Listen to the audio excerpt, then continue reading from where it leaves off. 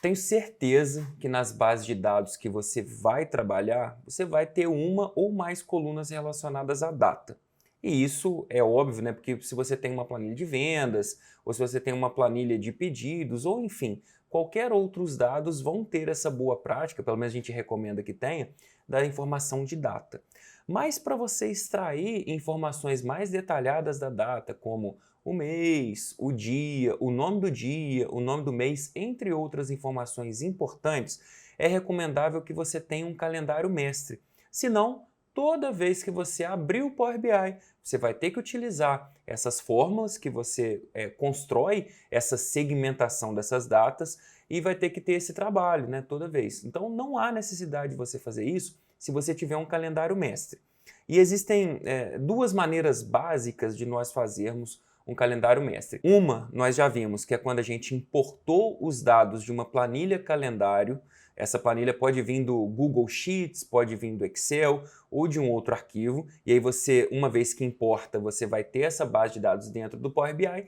E a outra é você criar um calendário mestre dentro do Power BI, que é isso que nós vamos fazer.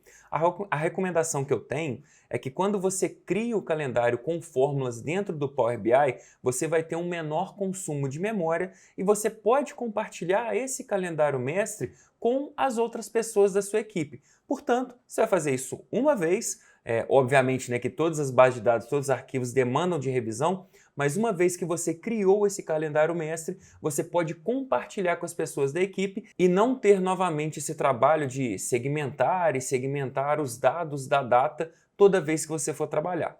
Vamos ver como que isso funciona. A gente salvou o arquivo da lição anterior, então nós fizemos o primeiro relacionamento que está até aqui na exibição de modelo. A gente consegue ver o relacionamento da base de vendas com a base loja e nós salvamos e disponibilizamos esse arquivo do momento que eu salvei. Se você salvou, pode continuar com o seu. Se você não chegou no mesmo resultado ou teve uma divergência, pode pegar esse arquivo aqui que eu estou trabalhando, que você está apto para começar junto comigo. Então, bora lá, vamos fazer o nosso calendário a partir do Power BI. Nós vamos escolher obter dados, mais, e nós vamos escolher uma nova seleção, nós ainda não trabalhamos com essa. Outro, e rolar a barra de rolagem lá para baixo e escolher a opção consulta nula, conectar. Vai estar na sua apostila, já para você copiar e colar facilmente, a fórmula que eu vou utilizar aqui agora. Então não se preocupem em saber construir uma fórmula.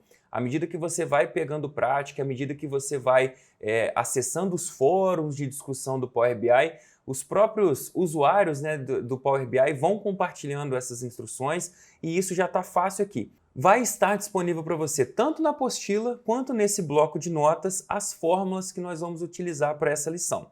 Então eu vou copiar aqui do bloco de notas, a primeira que nós vamos utilizar é essa aqui, ó. Você vai fazer Ctrl C e aqui nessa consulta nula nós vamos ter uma barra de fórmulas muito similar ao Excel que você vai fazer Ctrl V. Bom, mesmo não havendo a necessidade de nós sabermos programar aqui, o que essa fórmula está trazendo para a gente? É algo muito similar ao que acontece no Excel. No Excel, a primeira data que ele reconhece é 1º de janeiro de 1900. Portanto, faz um teste aí. Se você abrir um novo arquivo em Excel e digitar 1º de janeiro de 1900 e mudar a formatação para número, não manter como data, mudar para número, vai aparecer o número 1. Significa que é o primeiro dia do Excel. 2 de janeiro de 1900 vai aparecer 2. Se você digitar a data de hoje, a sua data de hoje, vai aparecer um número bem grande, porque é a quantidade de dias depois do dia 1º do Excel, 1º de janeiro de 1900. Beleza, posso apertar Enter, vai aparecer aqui pra gente 1/1 de 1900. Se apareceu dessa maneira como está aqui na minha tela, significa que funcionou. A segunda função que nós vamos trabalhar, vou pegar aqui no bloco de notas, a segunda fórmula que nós vamos inserir vai nos retornar até a data de hoje. Portanto, o primeiro dia que nós colocamos foi 1º de janeiro de 1900 e agora essa nova fórmula, o Power BI vai retornar para a gente até a data de hoje. A minha data de hoje possivelmente vai ser diferente da sua data de hoje e sem problema se na sua tela aparecer diferente da minha. Então, copiou a fórmula que está lá disponível para você. Para você adicionar uma nova fórmula, você vai apertar no botão FX. E olha só, quando você passa o mouse sobre ele, ele já mostra para você o que isso significa. Adicionar etapa. Cliquei sobre ele, pode selecionar tudo que está aqui e apertar Ctrl V para substituir aquilo que já estava antes ali no Power BI. Quando eu apertar Enter, você vai verificar que ele manteve o dia 1º de janeiro de 1900, mas adicionou todos os dias posteriores a essa data. Portanto, todas as datas do dia 1º de janeiro de 1900 até hoje, o seu hoje, foram criadas.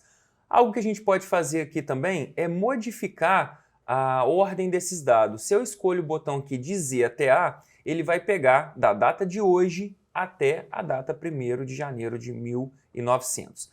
Só que nós vamos adicionar aqui uma terceira função, que é o seguinte: as nossas bases de dados estão com anos no futuro. Então você vai ter aqui durante o curso base de dados com data 2035, 2050. Então uma preocupação que nós vamos ter aqui é que a nossa base de dados contenham todas as datas que nós vamos trabalhar. Por quê? Quando eu acabei de colocar essa segunda função, ele buscou a data de hoje. Se eu tiver uma data futura na base de dados, pode ser que em algum momento, quando eu for criar relatórios, criar gráficos, dê problema. Ele não compreenda que aquela é uma data válida. Então, a terceira função que nós vamos adicionar vai ser essa aqui. Nós vamos pedir para o Power BI listar de 1900 até a data de 1º de janeiro de 2050. Então, eu vou adicionar essa etapa e vou colocar aqui a nova função. E vou ordenar novamente. Bom, aí você pode estar se perguntando, Charlie, a segunda fórmula era desnecessária então, porque se está buscando até a data de hoje e você depois está fazendo uma função até 2050, eu poderia pular direto para 2050. Tudo bem, mas eu queria mostrar para você que se na sua base de dados não tiver a necessidade de você jogar uma data lá para o futuro, não tem problema nenhum. Você pararia na segunda função. Portanto, recapitulando, a primeira fórmula buscou a primeira data disponível no Excel, a segunda fórmula buscou a data até hoje, o seu hoje, o meu hoje, e a terceira função, quando eu quiser colocar a base de dados até uma data futura. Uma característica que você vai ver diferente aqui quando você cria colunas, cria funcionalidades por meio de fórmulas, como a gente acabou de fazer, é que nós precisamos converter as informações para uma tabela. Portanto, ainda na guia Transformar, com essa coluna selecionada, então é importante que esteja selecionada, nós vamos clicar no botão para a tabela. Vai abrir uma janelinha para a gente, você não precisa fazer modificação nenhuma, é só apertar OK. Mas uma vez que agora nós temos uma tabela, nós temos que fazer a configuração igual nós fizemos em outras bases de dados. Eu tenho que mostrar para o Power BI que isso aqui é uma data e eu posso renomear o cabeçalho dessa coluna. Então nós agora podemos vir na guia Transformar, como a gente já está acostumado, e modificar o tipo de dados para a data.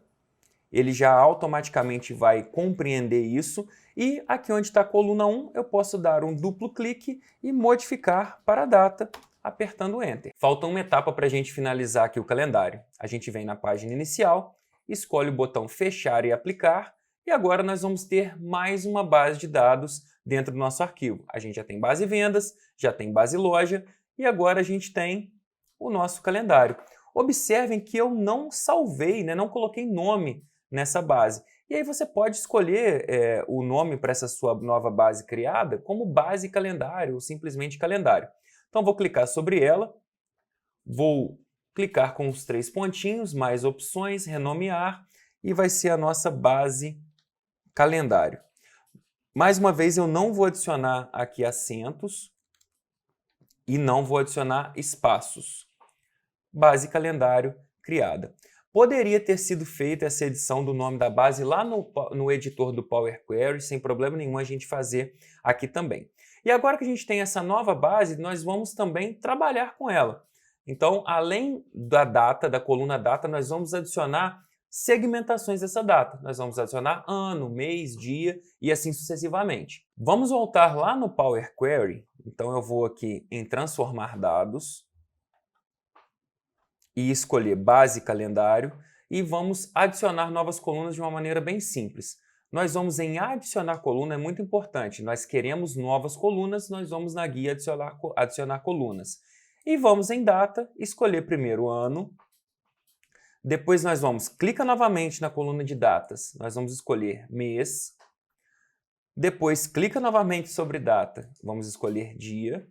É sempre importante você referenciar a primeira coluna para que ele compreenda de onde você está buscando esses dados. Então nós temos ano, mês e dia. Agora nós vamos buscar dias do mês, que ele vai contar quantos dias. Na parte contábil é muito importante, né, para você saber dias que vão ter 28, 29, 30 ou 31 dias. Voltamos em data, nós vamos escolher a quantidade de semanas no ano.